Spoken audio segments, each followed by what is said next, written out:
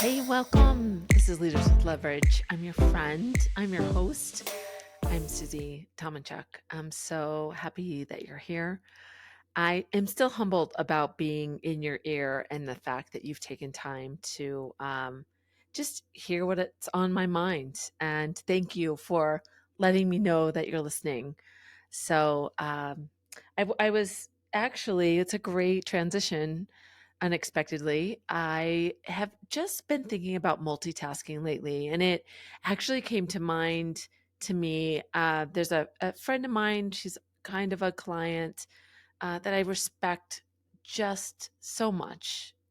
I hear about her leadership through others. I respect her as a leader. She's really high up in the organization. She's a senior vice president. And I've always thought she is so intentional about being really present. I talk to her most of the time via Zoom, and it always strikes me that she is looking right into the camera every time she's talking to me, and I can feel that she is hanging on every word that I say. And so when I meet with her, I am so intentional about showing up in the same way.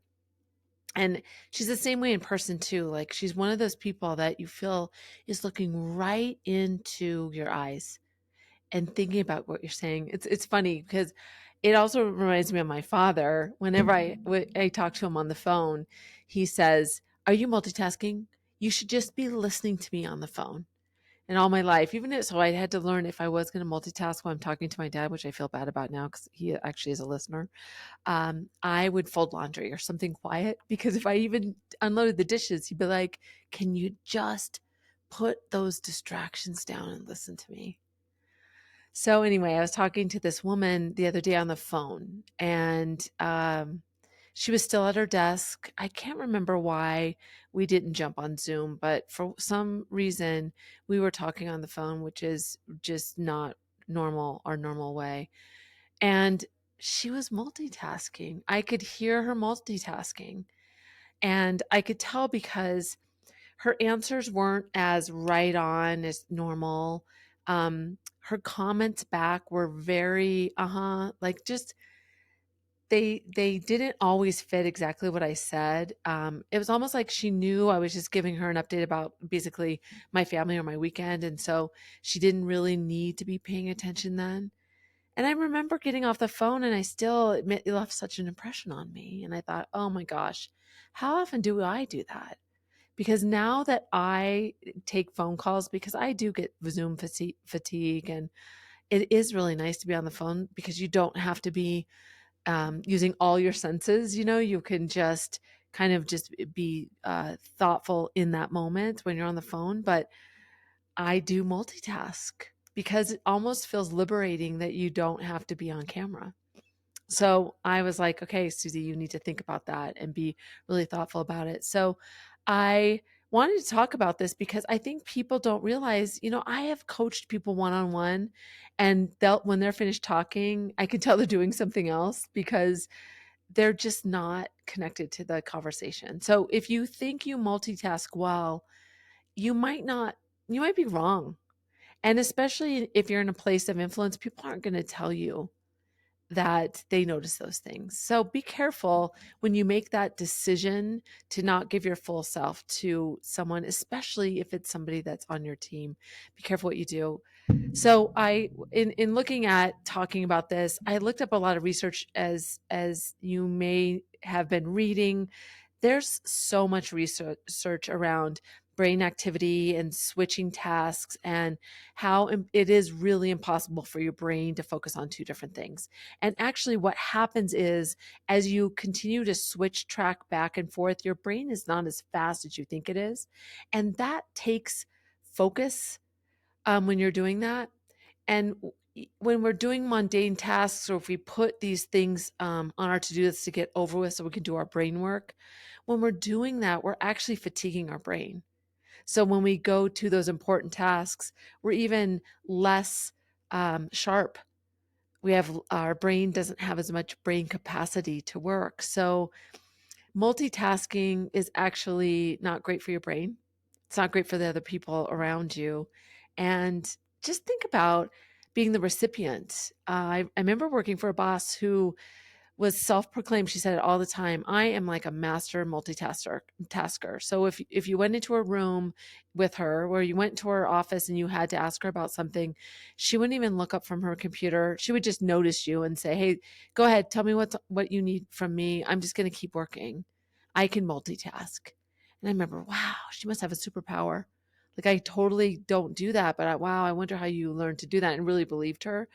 But I also noticed that I thought I gave her excuses as to why she wasn't giving me great answers, great advice. I thought maybe she doesn't understand the technology, or she doesn't understand the nuances of the situation.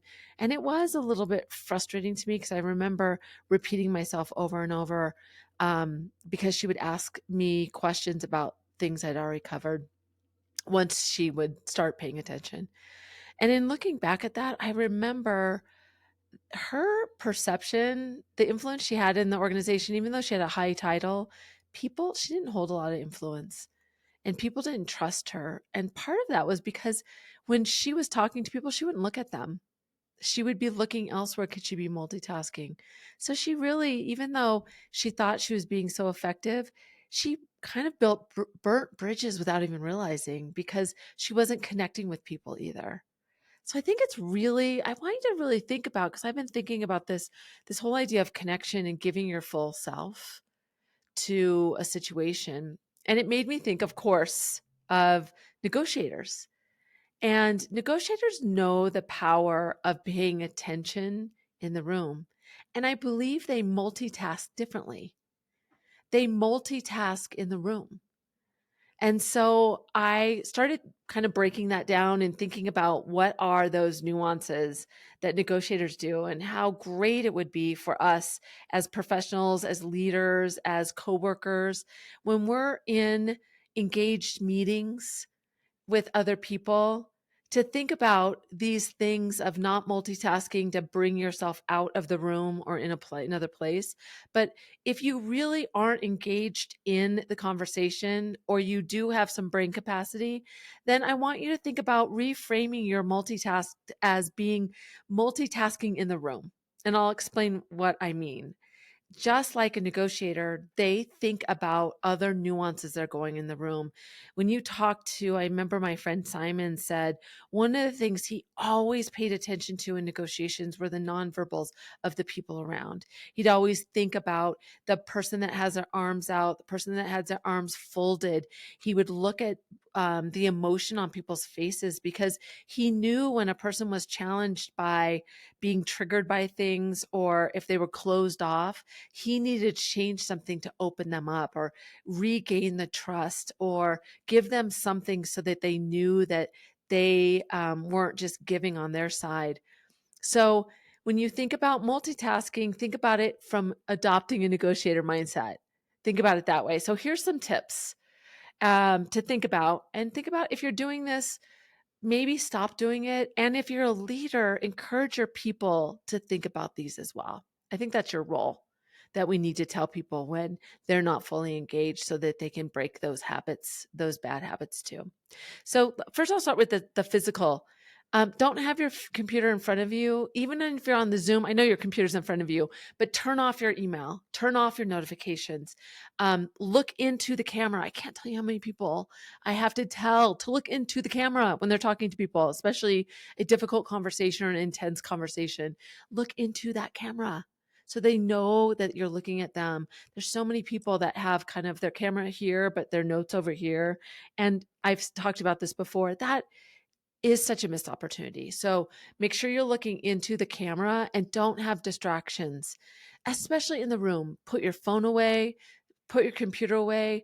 There's new conversations around how even just having those things around, send a notice to the other person that they're not as important as something else. So think about the physical. What can you do to really hone your attention in one place? And keep that phone off the table. Keep those things away. Don't bring your computer. If you do, keep it in your bag, or keep it on the side, or move it so it doesn't look like it's anything that's going to grab your attention. And then do what Simon does. Do as Simon says. Pay attention to the nonverbal communication.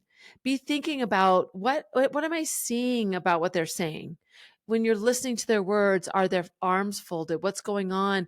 Um, Pay attention to the things that are being verbalized without the words. That's such a powerful thing to consider. And if there's something that's a little bit off, have the courage to say, hey, what's going on with you? You seem like you're kind of closed off, or I'm sensing something about you. What can I do to help you see that I want us to get through this conversation? So call it out if you see that, because if you are noticing it, you spend the time to really focus on it, it's probably true. And then your mindset. Make yourself think about being in the room. So some of the ways you can do that is focus on what the person is saying, and keep in on your mind, instead of what you're going to say next, what are you going to ask next? What question do you have for them? Because what that does is it slows your mind down from thinking about, oh, I need to make this comment, make this comment, make this comment. And sometimes what I do when I'm distracted by, I don't want to forget what I'm going to say, I'll write down quick words to do that. But instead of thinking about what you're going to say next, think about what you're going to ask next. The second thing is to choose about whether you're engaged or not. And if you're not, then start thinking about what's going on in other places. And if you don't have enough to contribute, how can you support other ideas? How can you show that you are in the room, or ask a really great question? So be engaged.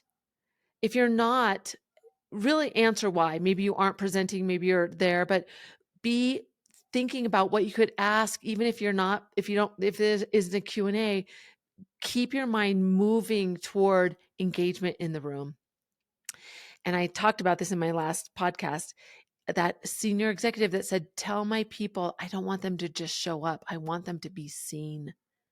That's being seen by showing engagement, by asking questions, even if you're not a core participant in the conversation. And then if you are completely just listening and you do those things, just think about some of the things that are going on in the room. Think about the power dynamics in the room. Who's controlling the conversation? Is it based on their influence, their position, or the content that they're contributing? Who's asking the questions? What are their interests? What's their agenda?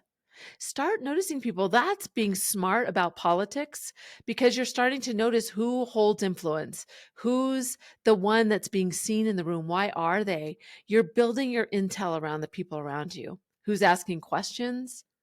What are the interests of the active participants in the room? Why are they speaking up? What are their interests? Even thinking about their interests helps you catalog that, so that that's just a regular occurrence that you think about, because that's a critical best practice of a great negotiator, is to consider the interests of the other party before you go in the room. So when you practice that, when you're not fully engaged, there you go, you're honing that skill. And then think about who needs to be engaged in the meeting, and consider why they're not. What's going on with them? Are there some dynamics that are keeping them quiet? What are those? So there's a lot of things that you can learn about the others in the room that may have nothing to do with the conversation, but it'll keep you in the room.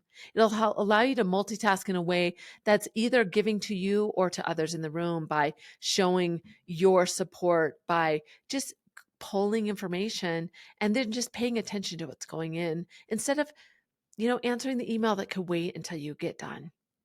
So think about multitasking like a negotiator. Keep your focus in the room. Learn about what's going on around you, and be careful and think about the habits you need to break so that you can do this more. Remember, negotiators pay attention because they want to know when those shifts are happening, because that could be the difference between them losing the deal or closing it. And when you think like a negotiator, think about this, being in the room, it makes you a better leader. You're paying attention. It makes you a better human. And guess what? If you hold influence and you do that, you're showing people that it is important to be engaged. And then if they respect you and trust you, they'll start doing that too. How great is that? You never know when you're impacting or influencing somebody around you. So show up the right way.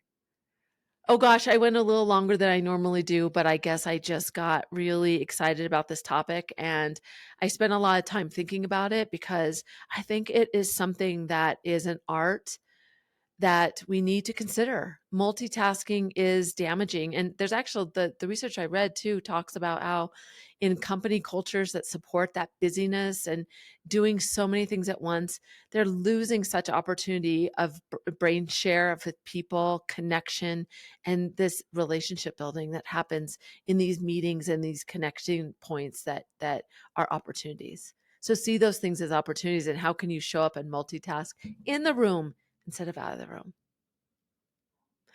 I'd love what you think about this topic. I am just so happy that you're here. And thank you for letting me kind of unload my thoughts on this multitask like a negotiator. It's something that with careful consideration, it can be a really powerful tool to use toward your career growth and just getting to that next level. So I'm Susie. This is Leaders with Leverage, and thank you for making the decision to be here and share this time with me. I appreciate you.